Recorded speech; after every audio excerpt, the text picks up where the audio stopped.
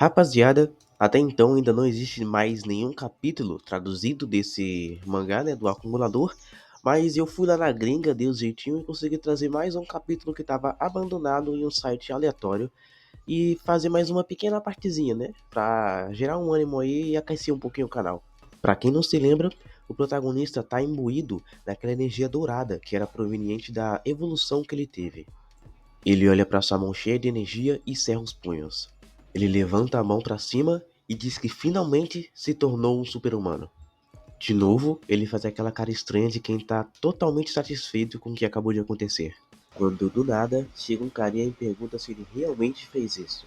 Quem olha para trás rapidamente para tentar ver quem foi que falou aquilo.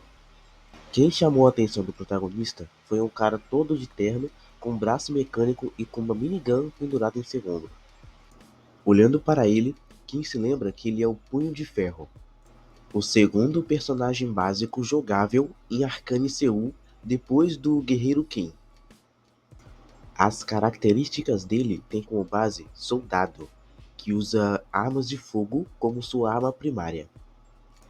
Ele é especializado em tiro com armas de projéteis. O problema é que esse personagem é responsável pela gangue do Punho de Ferro no submundo.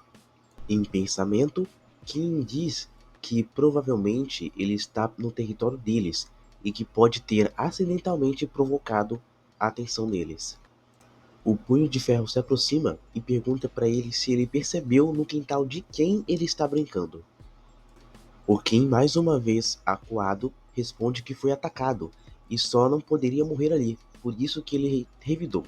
O Punho de Ferro engatilha a pistola e pergunta ao protagonista se quem encurralou eles são mais assustadores que a gangue do Punho de Ferro. Kim olha para as armas e fala que não conseguirá lutar nessa condição. Se lutar, morrerá por nada. Colocando a arma em seu peito, o Punho de Ferro diz que Kim fez a escolha errada. Com uma cara séria, o Punho de Ferro fala que vai mostrar o que ele faz quando entram em seu território sem permissão. Kim abaixa o rosto, mordendo os lábios. Ele fala que o Punho de Ferro só está se esquecendo de uma coisinha. Então, segura a arma com as mãos nuas. Direcionando ela para o seu peito, ele fala que não é do tipo de pessoa que morre tão facilmente, e puxa gatilho. O projétil atravessa o corpo dele, e o Punho de Aço fica assustado com o que ele fez. O Punho de Aço, em pensamento, fala que esse bastardo simplesmente atirou em si mesmo. Colocando a mão em seu ferimento, ele diz que isso não passa de cócegas, enquanto o sistema avisa que ele ativou a regeneração. O Punho de Ferro fala que Kim tem algumas habilidades interessantes. Sorrindo, ele fala que a regeneração é uma característica melhorada de regeneração de ferimentos, que é adquirida ao se tornar um super-humano de nível 1. Olhando para os gangster, Kim fala que se eles acharem que ele é uma presa, não terá chances, então o único jeito é blefar. Apontando para os traidores, ele fala que, como podem ver, ele não sobreviveu por sorte, e que se tentarem mexer com ele, é melhor se prepararem. Tirando o charuto da boca, o Punho de Aço diz que se lembrará do nome dele, e afirma que gostou do jeito dele.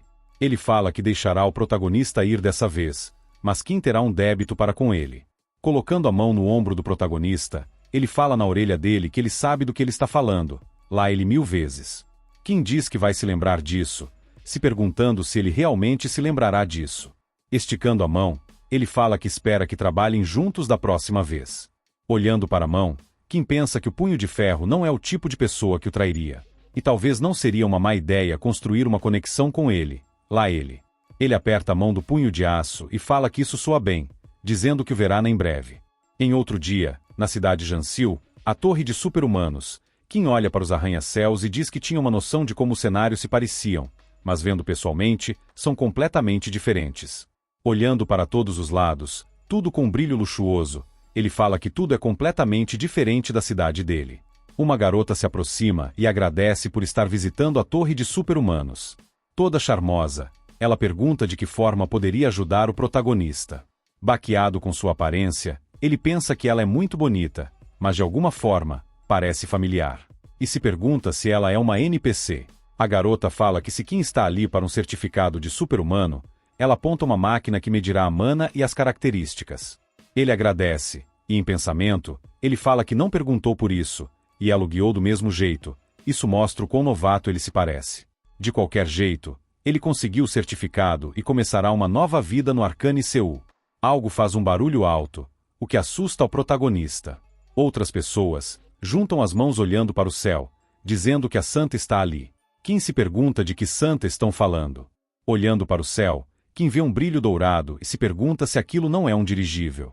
Um feixe de luz desce para o solo de uma maneira exuberante, com um olhar assustado. Kim pergunta se aquela é a ordem do ancião, e o porquê de uma boss monstro está ali.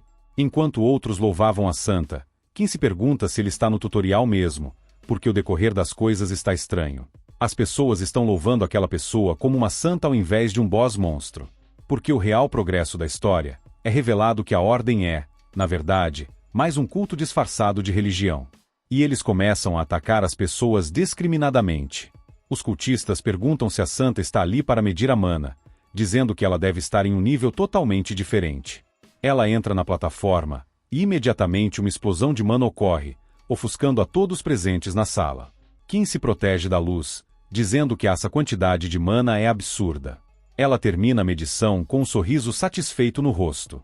Uma janela mostra que a classe dela é santa, nível de mana 8 e camada de circuito 6. Os que presenciaram a verificação ficam animados, dizendo que ela tem um nível de mana 8 e circuito 6. Afirmam que ela deve ser uma das mais fortes no mundo. Soando frio, Kim diz que isso não era para animar ao público, mas para amedrontá-los. Ele fala que um super-humano de nível 8 pode ser comparado a um cargueiro de guerra marítimo. Esses super-humanos têm a força de uma nação inteira. E essa super-humana em específico vai destruir totalmente a cidade de Seul no futuro. Mas se ele avisar essas pessoas, provavelmente vão acusá-lo de cara mau e tacar pedras nele. Por agora, vamos só fazer a medição de mana. Provavelmente irá atrair muita atenção se um novato como ele mostrar circuitos de nível 6, então ele abaixará para 3. Infelizmente, para a tristeza do Kim, e para nossa alegria, a dita santa vira a cabeça na direção dele, parecendo estar interessada. Enquanto ele configura na tela, a santa pergunta para os guardas quem é Kim. Eles respondem que ele tem circuito 13 e parece ser um indivíduo incomum. Ela se aproxima silenciosamente por trás, lá ele, e diz que ela está vendo que o protagonista tem algumas habilidades intrigantes. Ele se assusta e diz que ela o surpreendeu.